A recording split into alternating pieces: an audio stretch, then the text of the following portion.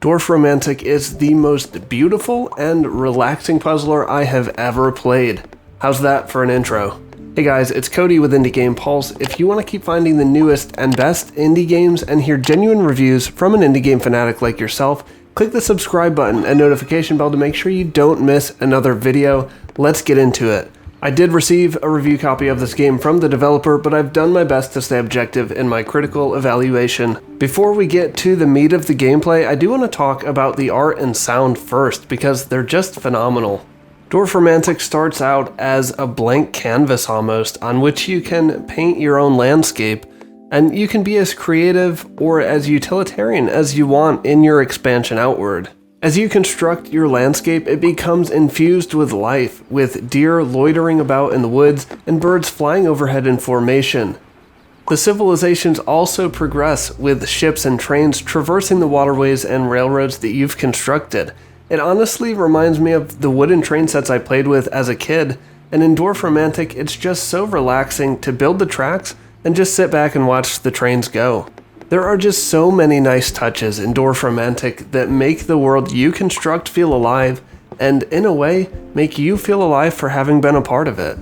And for the soundtrack, it's a delightful mix of piano and synth, very looping and relaxing, and often mixing and interchanging between the two instruments.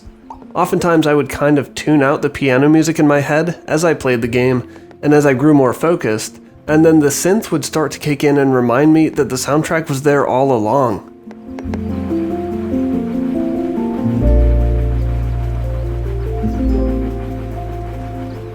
While I streamed Dorfromantik, the number one question I got was, will the soundtrack be available?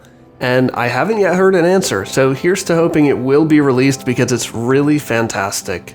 The sound design is also wonderful in that you can hear natural sounds playing with the music. And the closer you zoom the camera in on the map, the louder those sounds become. You can hear the trains chugging along, and birds singing as they swoop overhead. It's really well done, and showcases the attention to detail that pervades all of Dorfromantik.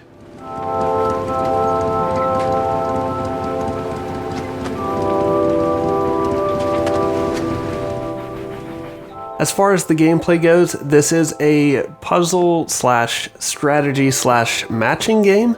There's no timer that you're up against. It's really just a race against your resources, and your resources are your stack of tiles on the right side of the screen. One by one, you lay tiles from the top of your stack, and you lay them next to existing tiles on your landscape, attempting to match sides of each tile to like sides on the map. For instance, matching trees with other trees in order to create a forest, or matching houses to create a thriving town. You can rotate each piece before you place it using the mouse wheel in order to best match the sides, and your score will increase by 10 points for each matching side. The only way to get more tiles and extend your limited resource is that some tiles also come with a goal attached to them, like growing your grain field to a certain size. When reached, these goals will grant you 5 more tiles to your stack, along with whatever points you would normally score. There are some exploration aspects to the game as well, because the further you expand your map outward, the more biomes and variety you'll find in the undiscovered world. I think what's so addicting somewhat comes from the roguelike elements in this game, which are quite unexpected for me. There's progression, achievements, and unlockables that just keep you coming back for more. And the more you play, the more tiles you'll unlock for future sessions. You never start the game with any known resources or tiles, but previously unlocked tiles may pop up during your session. Some milestones will be hidden on the map too, until you expand to a certain point, at which time you will unlock a pretty significant challenge. These are major milestones like establishing an expansive forest with a certain number of trees, or building a very large town, and they will in turn reward you with more tiles or variant skins to use only in the future. Another thing that I adore about Dorfromantik is it's the type of game that you can leave running in the background while you work on other things, still listening to the soundtrack of course, and then you can bring it back for a few more minutes of good fun, and you really haven't missed a beat.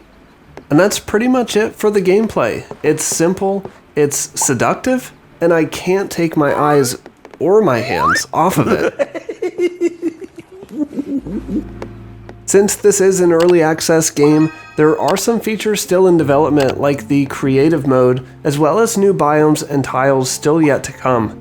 I haven't gotten clarification on the creative mode, but I would wager that it's not as dependent, or maybe not at all dependent, on reaching goals to acquire more tiles, but it may be sort of an endless expansion until you tire of it.